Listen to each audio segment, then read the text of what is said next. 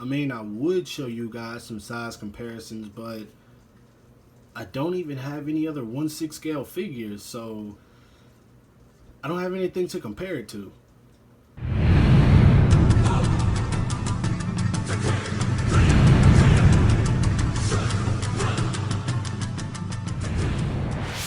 What the heck is up, you guys? Animated Heroes here, back with another review, and this time it's going to be on something different. As you guys can see, I got the 1/6 scale Uzumaki Ninja from, I guess this is the brand Toy Model. I'm not sure. I don't know anything about this brand. I just knew it was a 1/6 scale Naruto, and I needed it to go with another figure that I got. But anyway, I'm pretty sure you guys are wondering what's inside the box if you haven't already seen the review for this figure. So I'll go ahead and get into that after I show you guys one thing. That one thing being the sexy packaging. And now, I mean, it's just really a normal packaging, I guess, for a 1/6 scale. It's pretty cool. It's got the Naruto logo right there. Toy Model down here at the bottom. NOTT005, don't know what that is. Tit Toys, that's a funny name. Anyway, all rights reserved. As you guys can see, cool image of what the figure looks like on the box right there. 1/6 scale Uzumaki Ninja again. Warning, collector stuff right there. For those of you who don't know, absolutely nothing on the back. And then you got a cool image of Naruto in this pose on the side. Toy Model once again, same number, all rights reserved, and that's about it. Cool package, nothing special about it, but it is awesome for those of you who haven't seen it. So yeah, with that said, let's go ahead and get into the figure. Now, I will say out of the box, this figure is absolutely awesome. I can't speak from first impression because I've already opened this guy, played with him, posed him around and everything, but he is a great figure with a few issues that I will discuss in just a second. But first off, well, you guys know I can't show him from top to bottom just because this is extremely tall figure and I have a very small workspace for my reviews. So yeah, if it's not 6" I probably won't be able to show it from top to bottom. 7" maximum. But anyway, he stands to the top of him about 12.5 inches to the top of his hair. So yeah, definitely 1/6 scale. Beautiful looking figure. I love everything about it, with besides the few flaws, of course, but I'll discuss those in just a sec. But let's go ahead and take a quick look at this guy. Now, for the face sculpt, I think it looks really good. I like how they did the hair, the texturing in the hair, the lines, everything. There's a little bit of shading in there. Looks great. The clothing looks great from front to back. It's all cloth. I believe this is a sticker right here. Yeah, I'm pretty sure that's a sticker. It looks good, though. They did his the thing that's on his arm. I don't know what it's called, but he's had it since part 1 on his jacket. It looks great. Coloring is great. They even did the little shirt that's underneath it. And one thing that I really like they even added this tattoo right here. Well, it's not a tattoo, it's a seal that Orochimaru put on him in part 1, or he did something with it. I think it's always been on him, but Orochimaru did something to break it, I believe. I don't quite remember, but it's still awesome they added that. They even gave him the necklace that Tsunade gave him in part 1, which is kind of cool because I'm pretty sure no other company would have wasted their time sculpting that. But yeah, it has his normal pants. He has this piece right here so you could put the kunai pouch on. And all of this is made from cloth. Just every bit of it except for this. I don't know what that is. But yeah, all of it's made from cloth all the way down until you get to his sandals, which are just a hard plastic, which are awesome. They don't have the greatest range of movement, but I'll get to that when I talk about the articulation. So yeah, looks pretty good. Now, for my quick gripes about this guy, I'll start from head and go down. The headband, which is extremely cool, the fact that they made it to where it's basically the same material as the clothing. You can undo it and take it off, but what is bad about it is this, the fact that it looks absolutely terrible with it off. So basically, they should have gave you a head with the headband on and then just one without it, because taking it off looks absolutely terrible.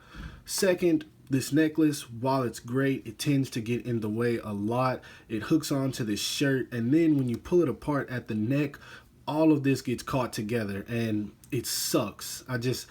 It gets pretty frustrating when you're trying to pose him and you want the necklace in the photo, or you want to have the necklace on, or even when you want to take it off sometimes, and then this gets all caught up in it and it just screws it up completely. Pretty frustrating. But now for my biggest one, which isn't the last, but the jacket. Jacket looks great. It's extremely thin. It feels like it's impossible to zip up.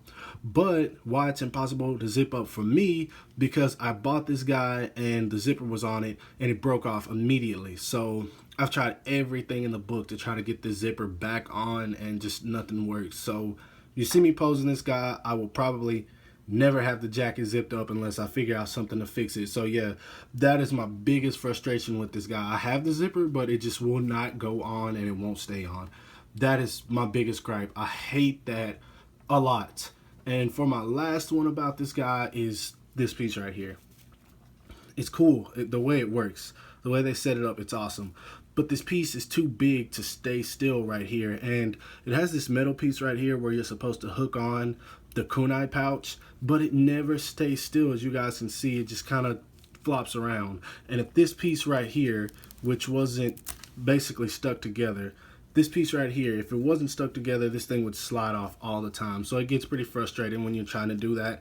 And if you have the pouch on, you got to keep an eye on it all the time, because if this thing rubs against something just the wrong way, it's going to fall off and you're not going to be able to find that thing. So yeah, those are my gripes with this guy. Now anyway, let's go ahead and move on to articulation. Now articulation wise, I will say he's pretty good. His neck, this whole thing right here is just on a ball peg, so none of this turns by itself. This is about the most he can look up, which is pretty decent. Looks down that much, not that much. Of course the head can turn all the way around, but I'll show you guys real quick. There's a ball peg in there, and that's what this whole thing just sits on. This can turn just a little bit, but you have to separate the head from this piece right here in order to put on the other head, which I'll show you guys a little bit later. But let's see, he does have a bit of a diaphragm joint. It works extremely well, I'll give it that. I love it. It can turn not so much though, but back and forth is great. Ab crunch is awesome, and he does have a waist joint as well, which helps for better articulation, and you can swivel that just about however you want. Arms go out about that much, which is extremely good. Double jointed, so they bend in really good as well. He does have these wrist pegs that allow his hands to go however you want them to, which is also really good. His legs go out about that much, which is extremely awesome for a figure with clothing. I don't even think Mezco goes that far out, but this figure goes for about 200, so it would make sense. Doesn't go back at all though. That's one thing that sucks. It does not go back. Knees double jointed, go in about that much, which is awesome. These right here are actually a separate piece, so you can turn that, but his leg doesn't turn, so there's no swivel right there. The swivel is actually up here, so when you turn it, you're turning it right there at the waist. Now his foot, it is on a ball peg, so you can move it down all around however you want. Get a little bit of ankle pivot. It does not have a toe hinge, but I mean, it's cool. It all works extremely well. The articulation on this guy, I would definitely give it at least a 9 out of 10. Now let's move on to the accessories. Now, accessory wise is where you really get what you pay for with this figure. He comes with a standard Naruto smiling face, which is great. Can't have Naruto without his signature smile. 2 fist hands, which are needed in every posable action figure that you get. He comes with these 2 different style hands for like open palm. This one right here is actually for this Resogun, which I feel is kind of small, but it works. You just plug it on there. It's about the same as the SH Figuarts. Only thing that's different is it's kind of hard to find the hole and to get it to stay on. So yeah, goes on there like that, and it looks really well. I give it that. The paint looks good. It's just a translucent blue, which is absolutely amazing. I dig it a lot. Wish it was a little bit bigger, but it's still cool. He also comes with these hands for holding the kunai, and the kunai are 2 separate pieces. Actually, you just slide them in there, and I'll show you guys in just a sec.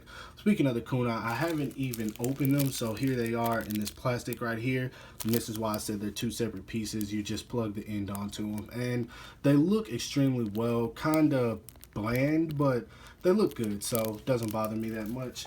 He also comes with his stylish jutsu hands, which they're not completely put together like they would be within SH Figuarts, but still look good, so I'm not complaining on those.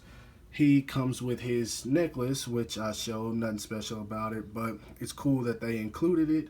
He comes with this piece right here, which is the one I was telling you about. It has the metal piece right there, which you just find the metal on his leg and you plug it on like right here and it'll stay, but not very good at all. It just comes right off. But I mean, it will stay on there as long as he's standing still and you're not doing anything with him. He comes with his Sage Mode head, which I think it looks pretty good. Something looks off. I can't figure out what it is. I mean, maybe it's just certain angles that you take it at, but sometimes it looks extremely off. Also, the eyes have this glare, so when you hit them with the light, sometimes they look like they're stickers and they're not actually painted on there. So it's weird. I don't know why it's like that, but oh well.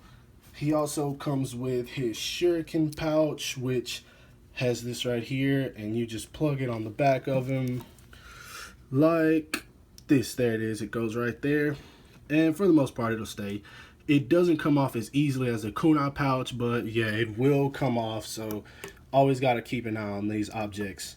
Now for my favorite accessories, he comes with this scroll that is extremely awesome. It's rolled up in this and you can strap it on his shoulders, but you can take it apart and it's not just one thing. This whole thing will come apart and then you can open it and it's like a real scroll. So I thought it was extremely cool that they added that. That's just amazing. I dig that a whole lot. I need to take some pictures with it, but I'll get to it. Last but not least, the thing that he needed the most, the Sage Mode jacket. I really wish the SH Figure Arts would have came with this, but there would have been no way to take it off. So yeah, I don't know. They probably made a better decision to not include it and just make it a separate figure later, because the first Naruto did need an update. But this looks awesome. I don't care what anyone says. I'll show some pictures with it on later, but yeah, accessory wise, you really, really, really, really get what you pay for. Now my final thoughts on this guy are that anybody who collects 1/6 scale figures and is a fan of Naruto should definitely have this guy. For reasons being that the anime just ended, which I feel like if you're a big fan of Naruto and you're a collector, being that the anime ended, you definitely need this guy. And if a lot of people decide to buy it, the price could definitely go up. This guy I got for about $200. This isn't the one that goes with the Sasuke. That is the Metacom version. I really don't know what this one is. I believe it says 1/6 scale Uzumaki Ninja. I don't know the brand of toy, but roughly 200 bucks. I got him. I think I said I got him for 200 bucks. That's what he goes for. I actually paid 134. The guy was selling it for 150. Brand new for some reason, and I talked him down $20. So you can get some good deals on this guy. The other one goes for about 300, and I'm still planning on getting that one simply because I want one where the jacket can zip up. That's one of my biggest gripes with this one, but I've said that already. But overall, figure is great, looks great. It does have some flaws, just like any figure, but I mean, honestly, I like it a whole lot more than I thought I would, and the flaws definitely don't outweigh the good things about it.